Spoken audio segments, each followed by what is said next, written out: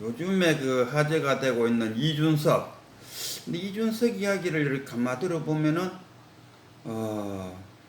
옛날 삼국지에 나오는 유방과 항우 이야기가 떠올라요. 유방과 항우가, 결국은,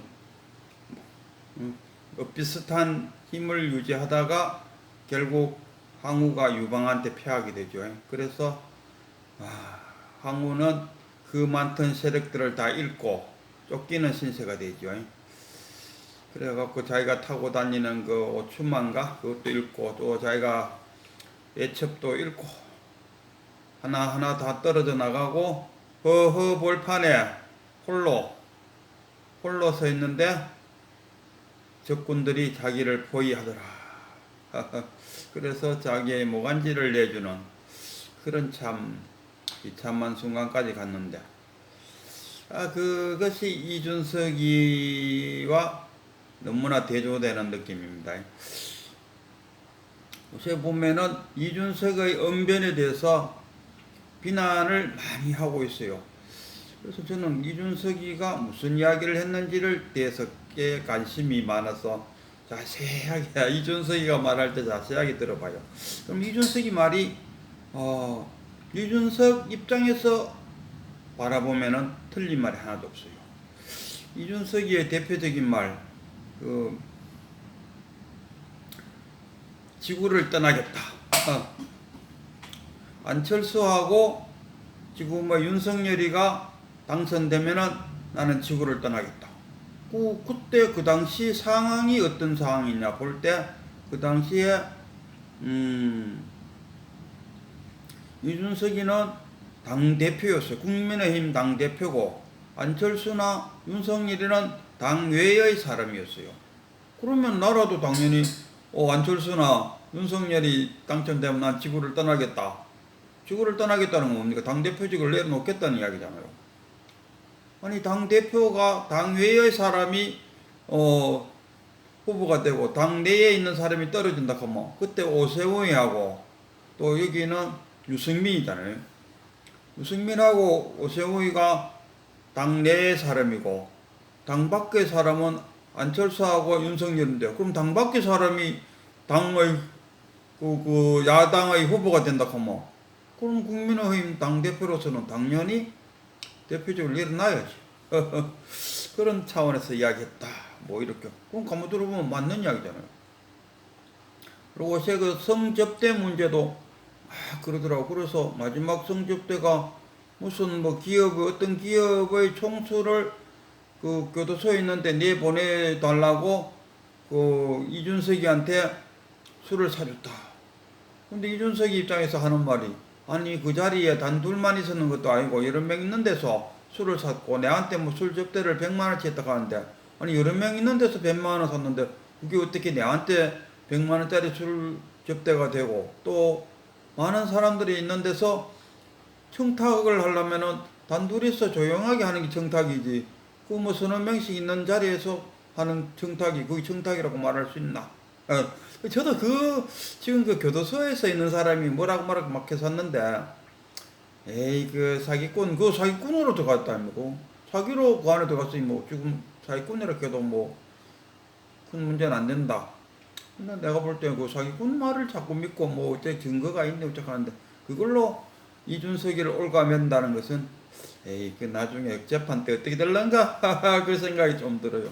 그러나 이준석이가 분명하게 책임져야 될 문항은, 지금 이준석이가 지금 벌이고 있는 일이 이게 나라를 위하는 건지 국민의힘 하다못해 국민의힘을 위하는 것인지 정의를 위하는 건지 아닌 것 같아요. 오직 이준석이가 떠드는 것은 자기 입장에서 보면 법을 바로 세우겠다. 잘못된 법이다. 국민의힘의 윤핵관으로부터 횡포를 당하고 있다. 그래서 내가 당대표에서 쫓겨났다. 그래서 나는 법을 바로 세우겠다라고 말하지만은, 국민의 객관적인 눈으로 바라볼 때 지금 이준석이는 자신의 권리를 되찾기 위해서 너무 많은 말들을 하고 있다. 모델하우스에 금수도 꼭지가 달려 있었는데 막상 입주해 보니까 녹슨 수도꼭지더라. 아, 양두구육, 양머리를 걸어놓고 개고기를 팔고 있더라. 야, 그 이준석이가 주장하는 것이 좀 되려면은 나가 희생되더라도, 내가 희생시키더라도 국가와 민족을 위해서 나는 기꺼이 내 목숨을 던지겠다.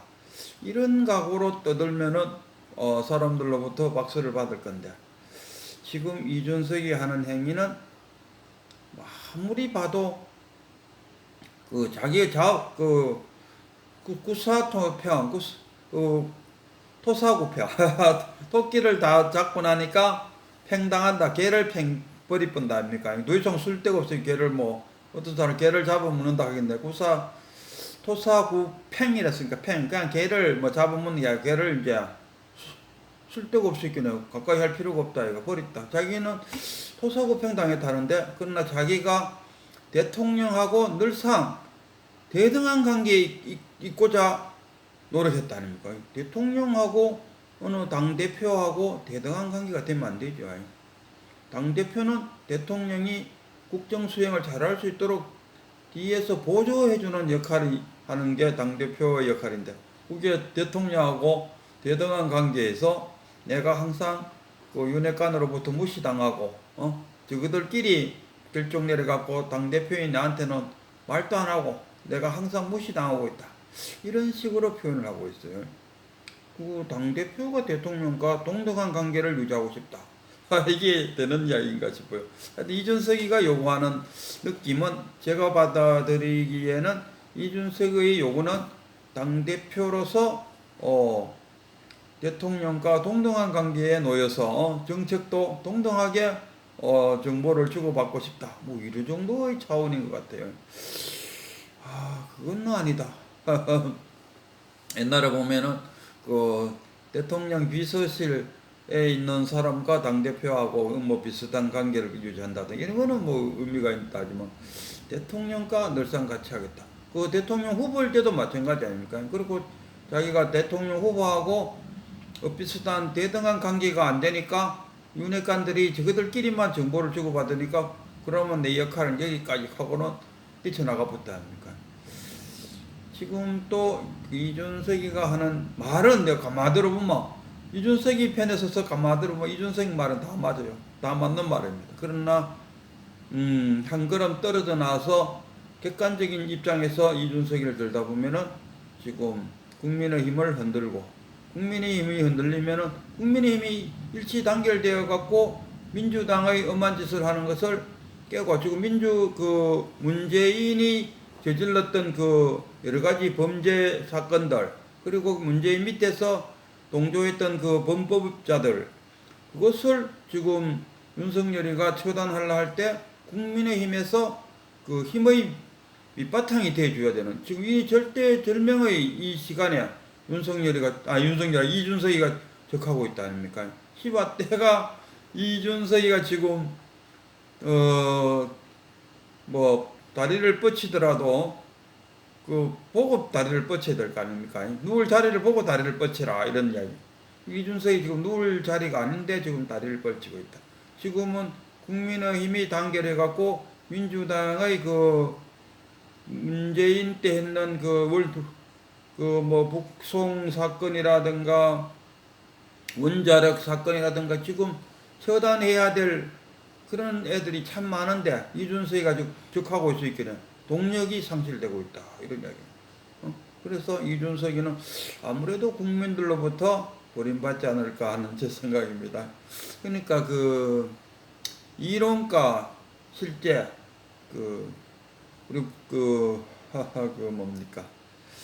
선불교 쪽에서 말하면은 이사무예 법칙, 이사무예, 이와 사가 서로 간에 무예가 되어야 되는데, 이와 사가 지금 분리되고 있다. 깨달음 쪽에서 봐도 상구보리, 화와 중생, 위로는 깨침을 넣고 밑으로는 중생을 교화해야 된다. 어느 한 집안의 가장이 나는 깨달음을 얻어야지 하고 그 맹상생태에 들어가거나 또는 뭐 몇 달간 휴가를 내갖고 산사에 들어가서 깨달음을 탁 해서 정말 견성을 하게 되었어요. 견성을 또 하고 보니까 정말 그 저기 소나무 위에 다 그 봉황이 고고하게 탁 앉아있는 그 자세가 되어버렸어요. 그러면 어찌 됩니까? 자기는 비록 천상 깨달음을 얻고 무의 세계, 공의 세계에 들어가 있다 한들 지금 우리가 살고 있는 이 차별지에서 분별심을 일으키면서 잘 살아가는 게 불공이잖아요. 깨침을 공이라 하면은 현실에서 잘 적응해 나가는 게 불공인데 불공이 안 되고 공에 빠져 있으면은 안 된다 이런 이야기. 아이고 뭐 그 남들하고 비교할 거 뭐 있노? 그냥 되는 대로 살지 이러면은 자기 마누라부터 해갖고 그 자식들이 아버지라는 역할을 안 한다. 현실적인 아버지의 역할. 깨치기는 분명히 아버지가 깨쳤지만 그거는 그 깨침의 세계 저 소나무 꼭대기 올라가서 하기 폼 잡고 있는 것밖에 안 된대. 현실적으로는 뭡니까? 현실적으로는 옆 사람들과 비교를 하고 옆 사람이 25평 아파트에 사는데 우리는 32평 아파트에 살고 싶다. 뭐 이런 욕망을 추구해가면서 살아가는 게 차별지에서 분별심을 하면서 살아가는 인간의 그 행과 불행이 있는데 자기는 깨쳤는데 그거 물질적인 거 그거 다 공이다. 지내놓고 보면 아무것도 아니여. 뭐 이렇게 이야기한들 깨치지 못한 그 가족들하고 주변 사람들에게 되겠나. 이준석이도 자기 이야기는 맞아요. 이상적인 이야기는 맞아요. 자기를 국민이 뽑아준 당대표를 그 윤핵관 몇 명이 작당을 해갖고 자기를 징계하고 쫓아냈다. 이거 부당하다. 이거는 밝혀야 된다. 맞아요. 맞는 이야기지만 현실적으로 그것을 밝힘으로써 얻는 이익보다가는 국민의 힘이 흔들리고 그래서 대통령이 힘이 빠지고 지금 문재인 세력들이 저질러 놓은 그것들을 지금 이재명도 마찬가지잖아요. 이재명도 지금 묘사 나쁜 짓 해놓은 거 아닙니다. 그 힘이 없으니까 윤석열 패거리들이 힘이 없으니까 이재명 그 마누라도 지금 그렇잖아요. 마누라도 뭐 어제 조사받고 나왔다 가는데 그 정도 사건 같았으면은 바로 구속영장체가 끝날 땐 여기야. 조사가 끝나는 동시에 바로 구속영장이 청구되어야 되는 상황입니다. 그러나 동력 부족으로 국민의힘에서 힘 극하고 있지. 윤석열은 윤석열대로 지지도가 빠져있지. 그러니까 조사 끝난 이후에 바로 구속영장을 신청 못 했다 아닙니까? 만약에 국민의힘이 단단하고 대통령 인기도가 한 80% 정도 올라가 있었으면은 이재명의 부인은 바로 조사 끝나고 그날 저녁에 바로 구속영장 청구해갖고 한 새벽 한 2시쯤 돼갖고 구속영장 떨어져갖고 바로 유치장으로 가야 될 그런 상황입니다. 그렇게 못하는 것은 지금 이준석이가 큰 역할을 하고 있다. 그래서 국민들로부터 누가 이준석이를 지지해 줄 것이냐. 그런 이야기. 마찬가지입니다. 오늘 종록록 35칙에 오늘 종록록 35칙에 나오는 두 명은 정말 깨달은 사람들, 선지식인들, 한 마리의 용과 한 마리의 잉어가 부딪혔어요.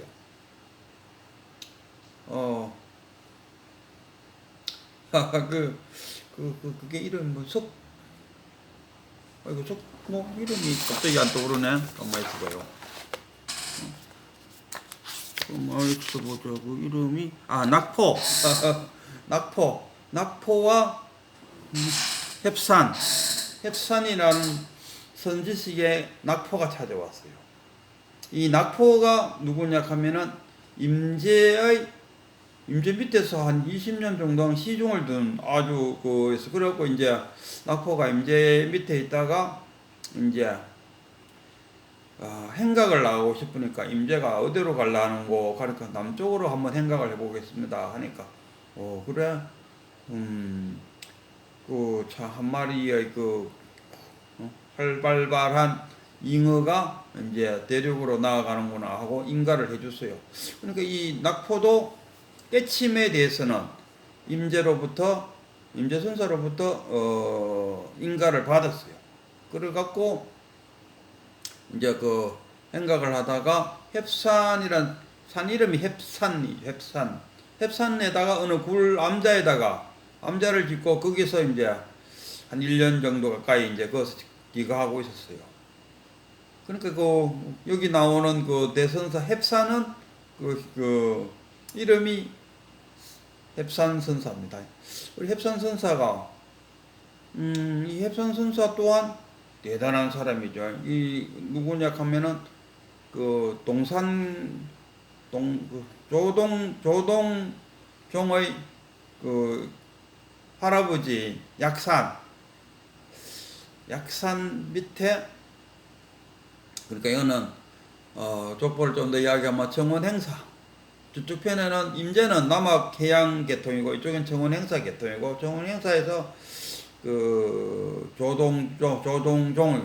조동종의 할아버지가 약산 그 약산 밑에 그 손잡벌 되는 것이 지금 heb산입니다. 그래서 이 heb산도 대단한 선사였죠. 그러니까 이제 자기 heb산에 있는 이 heb산이 보이길래 낙포가 와서 한 1년간 머무르고 있다는 이야기를 들었어요. 그리고 이제 또 임제 밑에서 시주 들다가 그날 한 소식 했다 하는 소식도 듣고 그래갖고 자기 이제 heb산이 자기 시자한테 편지를 써주고 이 낙포한테 갖다 주고 온나 했거든요. 그 낙포가 편지를 또 받고는 어떤 표절을 취했단 말이에요. 그래갖고 이 내가 한 행동을 그 heb산한테 가서 그대로 전해거라 이랬어요. 그래갖고 시자가 와서 또 그대로 이야기했어요. 하니까 heb산이 하는 말이 그 낙포가 내 편지를 읽어보면은 아무래도 3일 후에는 나타날 것이다 했는데 이 낙포가 3일 후에 턱 나타났어요. 턱 나타나니까 이제 드디어 이제 heb산이 이제 낙포를 낚시질로 살살 이제 낚시질 하죠. 첫 마디가 여기는 봉황이 사는 곳인데 웬 오리 새끼 한 마리가 기들어왔는고 성 나가거라 하니까 낙포가 막 그냥 휙 나갈 그 그때서만 heb산이 그런 말 안 했겠죠. 그런 말 해도 이 낙포가 그래도 나름대로 깨쳤으니까 안 나갈 인물이라는 것 정도는 알고 있었겠죠. 그러니까 이 낙포가 또 엎드려 갖고 하는 말이 아이고 큰스님이 그 소문을 듣고 왔습니다. 큰스님께서 한 수 지도해 주시기 바랍니다 하고 납작 엎드리 그러니까 heb산이 한마디 했죠. 여기는 화상도 없고 늙은 스님도 없다 이렇게 다 했어요. 그러니까 듣고 있던 낙포가 할 했어요. 그 임재가 잘하는 게 임재하려고 덕산방망이잖아요. 그래서 자기 스승에게 배운 할을 유감없이 할 했죠. 그러니까 무슨 이야기냐 하면 둘로 갈랐다 이거. heb산이 모이니까 너와 나를 갈라치게 갖고 이야기하니까 그런 분별심을 내지 말라는 차원에서 할 했어요. 그러니까 heb산은 벌써 아마 내가 요런 말을 하면은 저놈이 할할 거라는 것을 벌써 알고 있었죠. 서두르지 말고 그럼 내가 질문 하나 해볼 테니까 좀 답변해라. 하늘에 구름과 달은 하나이지만은 땅에 있는 계곡과 산은 하나가 아니다. 이 이치를 이야기해보라. 이 이치를 말해보라. 하늘과 땅 나눴어요. 어떻게? 하늘에 있는 구름하고 달은 하나인데 땅에 있는 그 계곡과 산은 다르다. 이 이치가 한번 이야기해보라. 하니까 아무 말을 못했어요. 그러니까 낙포에게 뭐가 없었느냐? 깨닫기는 분명히 깨달았어요. 공의 개념을 체득했어요. 공의 개념은 체득했지만 불공의 개념은 체득하지 못했다. 우리 저도 언젠가 배구남에 탁마를 한다 해갖고 갔어요. 이제 가봤더니만 그때 저도 불공까지는 못 가봤어요. 아직도 그냥 개우 공개념을 깨친 정도의 사항이었는데, 근데 나는 공개념에 공사성이 빠져있지는 않았다고 생각해요. 근데 어떤 사람을 딱 만났는데 나름대로 깨친다는 생각을 갖고 있는 사람이 이야기를 들어보니까 공의 개념이 빠져있어요.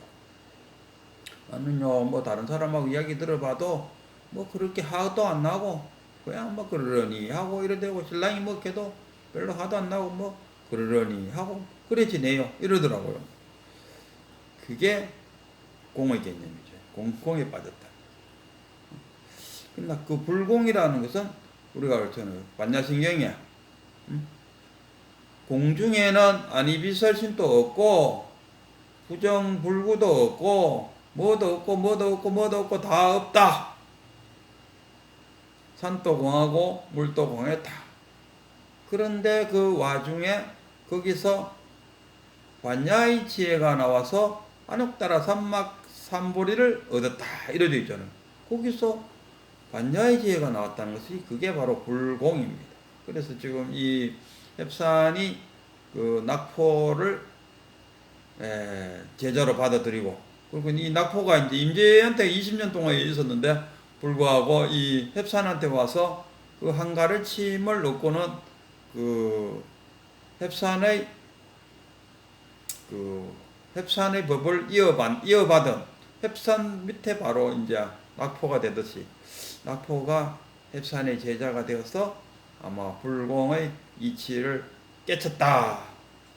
이런 공안입니다. 그래서 우리가 깨달음 그러는데 깨달음에서 끝이 나면 안 됩니다. 깨달음은 공부의 시작입니다. 깨달음은 지혜를 담는 빈그릇을 하나 얻은 것입니다. 그 빈그릇에다가 또 우리 스님 표현을 하지만 항해를 해나가는 나침판이 하나 생겼다. 저는 깨달음이라는 것은 지혜를 담을 수 있는 빈그릇이 하나 생겼다 이렇게 표현해요. 그 빈그릇에다가 살아가면서 차곡차곡 지혜를 담는 것, 그것이 불공이잖아요.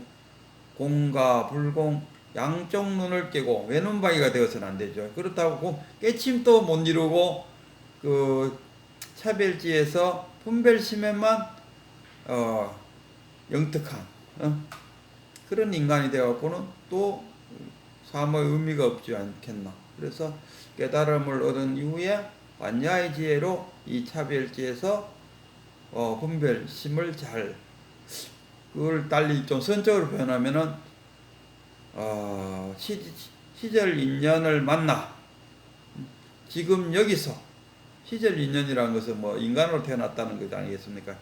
시절 인연에 따라 지금 여기서, 지금 여기, 과거나 미래가 지금 여기서 자신의 본분사를 슬기롭게 잘 살아가는 이게 진정한 양눈을 갖고 있는 깨달음의 세계다. 이렇게 표현할 수 있겠다 싶어요.